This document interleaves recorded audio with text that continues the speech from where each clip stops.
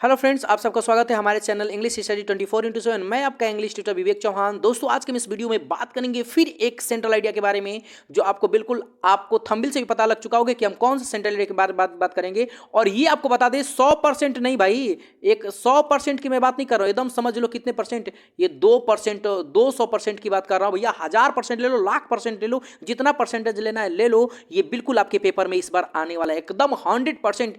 4 number तो बिल्कुल आपके बिल्कुल फिक्स है भाई, समझ लो एकदम बिल्कुल क्या है भैया, एकदम क्या है ये समझ लो कि एकदम बिल्कुल फिक्स्ड है, इसमें कोई बट की बात नहीं है। ठीक है ना। चलिए हम लोग बिल्कुल अपने डायरेक्ट बात पे बात करते हैं। देखो, थिंक ऑफ ब्यूटी में क्या है की जा रही है। ए थिंक ऑफ ब्यूटी जो हमारा चैप्टर है, क्या नाम है, ठीक है ना। थिंक ऑफ क्या हमारा ये थिंक ऑफ ब्यूटी, समझो क्या हमारा ये थिंक का क्या गया, इधर थिंक ऑफ ब्यूटी है। कंपोज किसने किया है? जॉन किट्स ने किया है, ठीक है ना। और देखो कहते क्या है ये समझना ध्यान से। देखो बिल्कुल मैंने आपको माइक्रो दिया है। माइक्रो कहने का मतलब कि जितनी रिक्वायरमेंट होती है ना, देखो सेंट्रल आइडिया बहुत बड़ा बड़ा याद करने की जरूरत नहीं है, ठीक है ना। ये 4 नंबर का है तो 4 नंबर में कम से कम समझ लो कि 40 वर्ड या तो 30 वर्ड, 30 वर्ड ही लिखने होते, ठीक है ना। बहुत बच्चा क्या करता है, चलो आधा पेज, अरे ऐसा नहीं यार।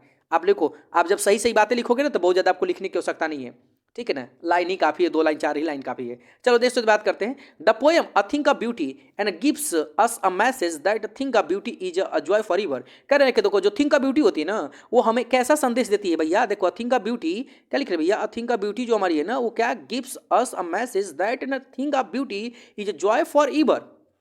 वो हमेशा क्या करती है भाई, वो हमेशा खुशी प्रदान करती है। It never ends. भैया देखो, जिससे अच्छा बता दो, जिस वस्तु से चाहे जिससे आपको लगाव होता है तो अब उससे हमेशा खुशी रहते हो, वो कभी खत्म होती है आप सोचते हो कि यार कभी खत्म ना हो, इस तरह की वाली फीलिंग नहीं। I think of beauty gives us encouragement and to go forward and work hard. देखो भैया, जब जिस चीज से हमसे सपोज जैसे मान लो आपको यदि किसी से लगाव है, ठीक है, और यदि आपको किसी से लगाव, ठीक है, और आपके सामने वो बिल्कुल बैठा हुआ इंसान हो, ठीक है, और आपको कोई काम कितना भी हार दे दे रहा है, आप बिल्कुल थकोगे नहीं, देख देख के काम कर जाओगे। भैया सुंदरता है क्या है इतनी, मतलब भैया सुंदरता ऐसी चीज है, क्योंकि देखो सुंदरता चाहे कैसा भी इंसान हो, आप सबको अच्छी लगती है, एक चीज दिमाग में रख लेना, ठीक है ना। तो उसी चीज को क्या कह रहा है, ठीक है ना। Our earth is full of innumerable beautiful things. अगर जो हमारा जो पृथ्वी है ना, लिखा भैया कि our earth is full of innumerable and beautiful things. अरे भैया हमारी पृथ्वी मतलब असंख्य सुंदर चीजों से क्या हुई है, भरी हुई है, ठीक है ना। A thing of beauty moves, लिखा है देखो, a thing of beauty moves away the pall of misery and sorrow and disappointments of our life. सुंदरता तो ऐसी चीज है ना, जानते हो कि हमारे सुख दुख सबको, मतलब हमारे निराशा के, हमारे जीवन के ऊपर से सब कुछ क्या कर दी, एकदम जड़ से उखाड़ के फेंक देती है, समझ लीजिए। डिसअपॉइंटेड का मतलब क्या होता है भैया, निराशाजनक। फिर ना सारो मतलब दुख, और मैजरी मतलब क्या होता है, समझ में आ रही है? कमेंट बॉक्स में कमेंट करके बताओ, ठीक है, क्या होती है। That and mighty डिड्स and also, sorry, that mighty deeds are also a thing of beauty because they had done their best of the society। समझ में आ गई ये पॉइंट।